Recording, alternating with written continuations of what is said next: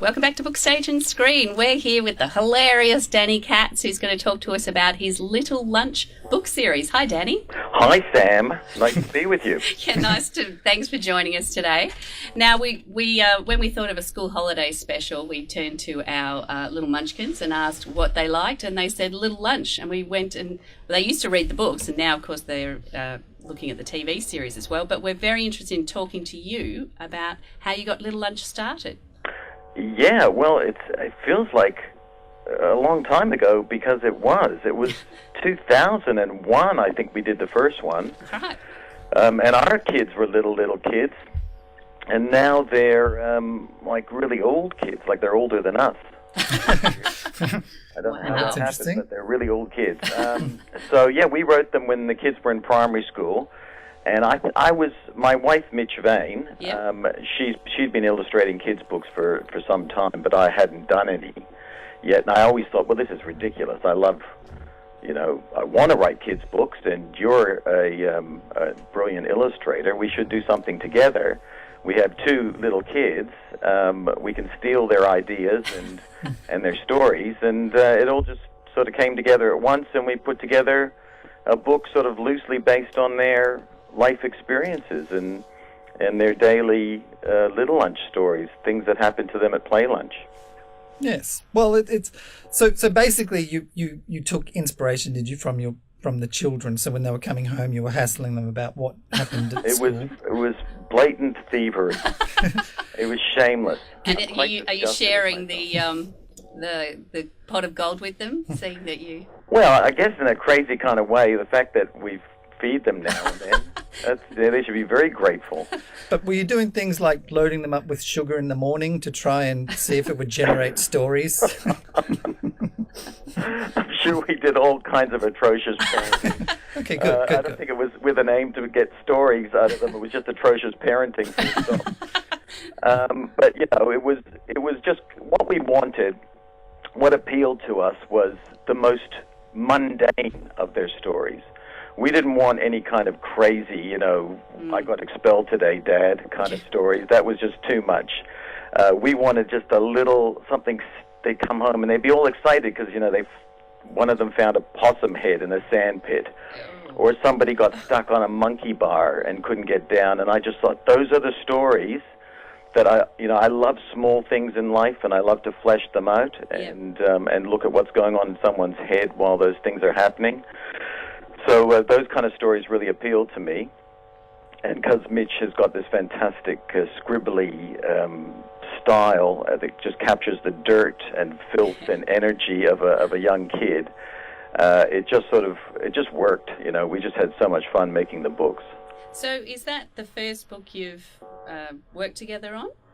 Yeah, we may have done some very basic chapter readers or something that just they came and went very quickly. But that was the first proper published trade book that we'd done, and then we just took off. We just really wanted to do lots more stuff because we're both pretty juvenile and it suits our brains. And what about the transition from the book to the screen? Because that's, the show is called Book, Stage and Screen, so we like to discuss... Yeah, we can cover the whole lot. I haven't got stage yet, but I'd love to do it as a musical, so we can discuss that. Yeah, beautiful. But so how were you approached? Did you have a heap of sales and then or did you shop it around? Did people approach you or you approach them? What was it was actually quite a long process, as these things always are. It started. We wanted to do it animated to begin with. It just felt like Mitch's illustrations move on the page, and it just felt okay. This would look so good as a cartoon series. And we went into that completely naively and found a friend who made really good television and had done animation in the past. And then as we developed it, and we realized that how the price of animated television is insane. To just make 5 minutes is in the hundreds of thousands of dollars, and it just started getting out of control. And then we needed to get money from overseas.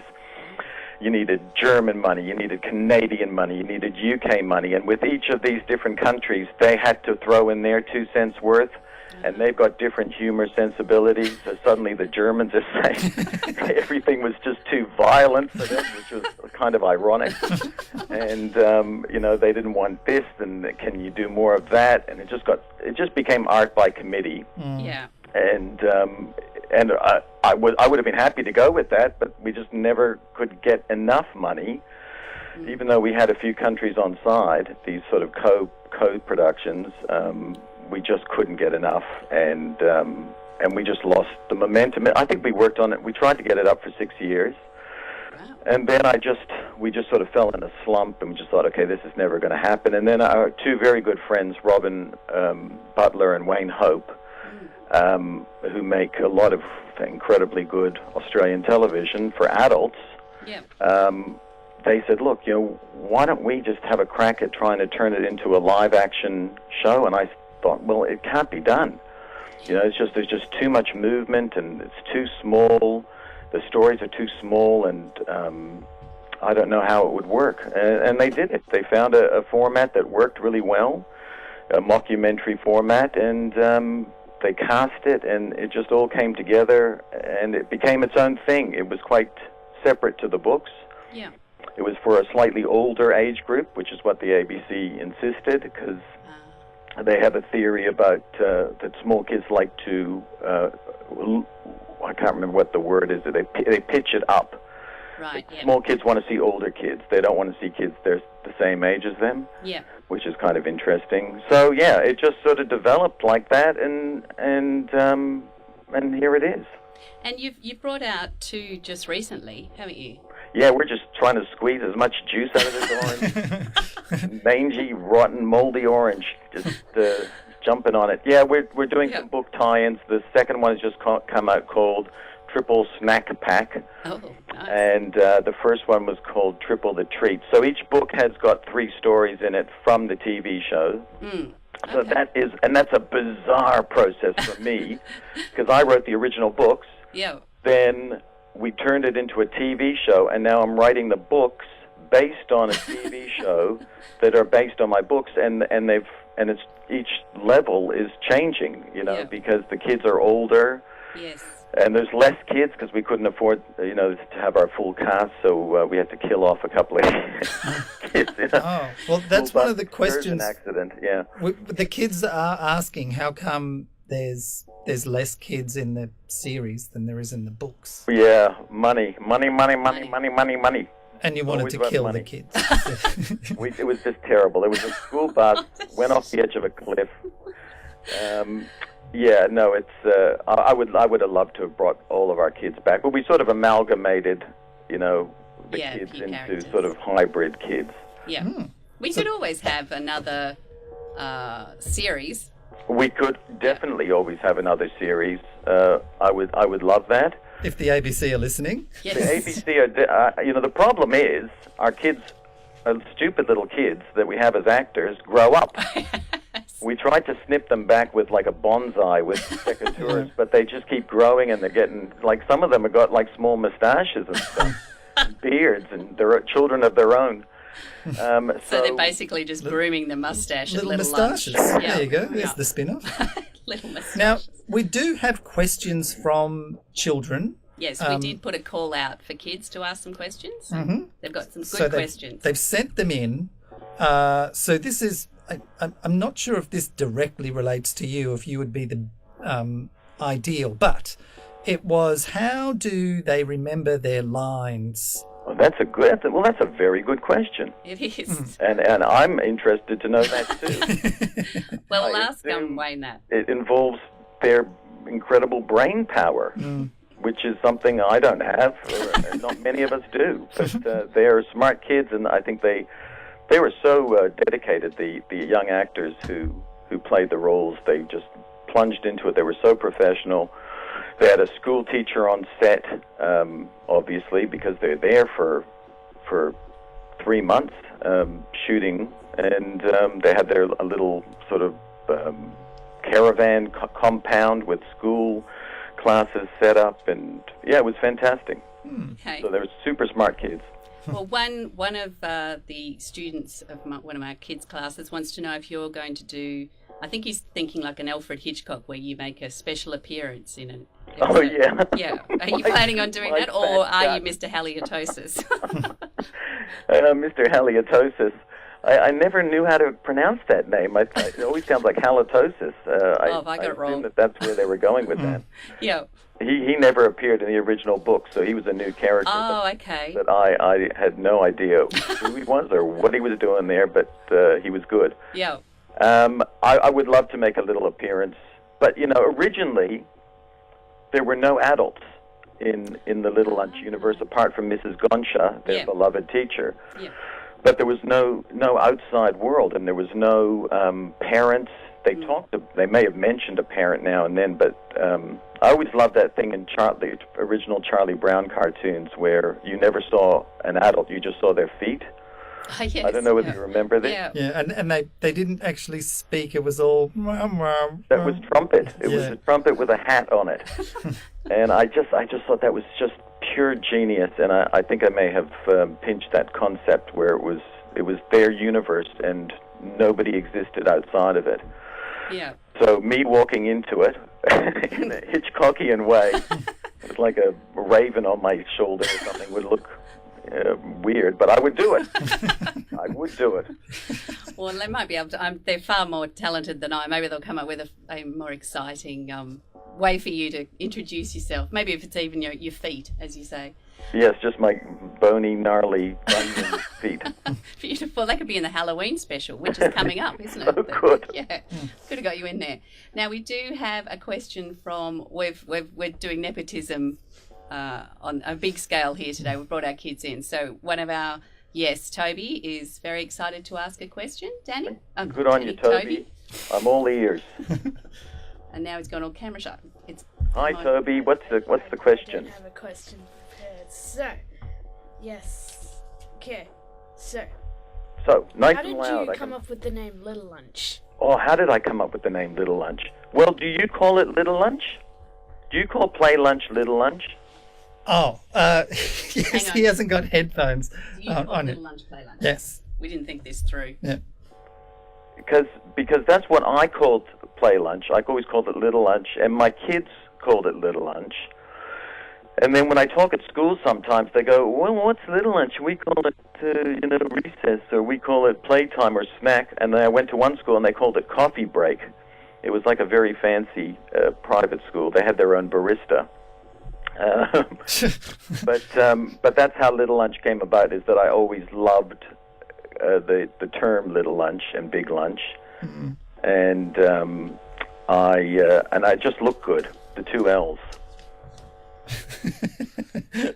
I hope that there you go. It's Toby. Unlocked. So you're happy with that explanation, Toby? Does that pass? Satisfied. Satisfied. Good on you, Toby. And what else have we got from the children? Given the political instability in Syria and the wider Middle East region, can you outline for us 3 positive steps for the incoming American president? I love that. I was so ready for this question. I get it all the time. Yeah. We thought as much. Now, are any of the characters based on your children? I think there are definitely elements of our kids in there. And there's elements of me in one of the characters who is Batty, who is just the slightly dreamy kid who's just likes to spend a bit of time on his own, and is always sort of building pyramids with sticks or doing some silly thing. But he's sort of a bit of a daydreamer. And really all the kids that we knew, all our kids' friends, they all sort of were used. Elements of them were used in our characters, and the teacher was definitely taken from one of the teachers who had a tremendously impressive rear end, and she knows who she is, and I'm sure she's listening. We just had to use that because it was such a fantastic pair of buttocks, and they were so in a crazy kind of way, they were beloved around the school. Mm-hmm. Like when you saw her walking, everyone was just mesmerized because it was impossible. So that's how Mrs. Goncha and her buttocks came about. Good to know. Is she still teaching, or has she taken those assets somewhere else? Yeah, well, I don't know where she would take those assets. That's an interesting thought. I hope she's still teaching. She was a terrific teacher. Oh, beautiful. And I'm not sure she ever wants to talk to me again, because I think she totally knew. I think she once asked us, actually, in the schoolyard, and we went, no, don't be ridiculous, large buttocked teacher. Now, so are there any plans for more books? Yeah, I think we've got another one that we're putting together. I would be happy to keep writing Little Lunch books for a long time. Yeah. I just, we just love that the whole look of them and the feel of them. But yeah, we'll just, as long as the kids keep reading them, we'll keep churning them out. So they are heavily illustrated, which is great for the kids, because there's almost virtually a cartoon on every page. Is that right? Yeah.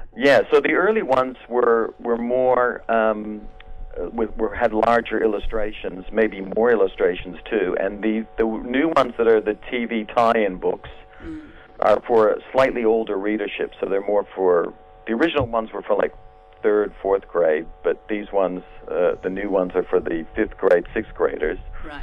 So they're slightly more challenging, and I guess we're doing more of that like marginalia kind of illustrations where they sort of go in the margins and squeeze in here and there. So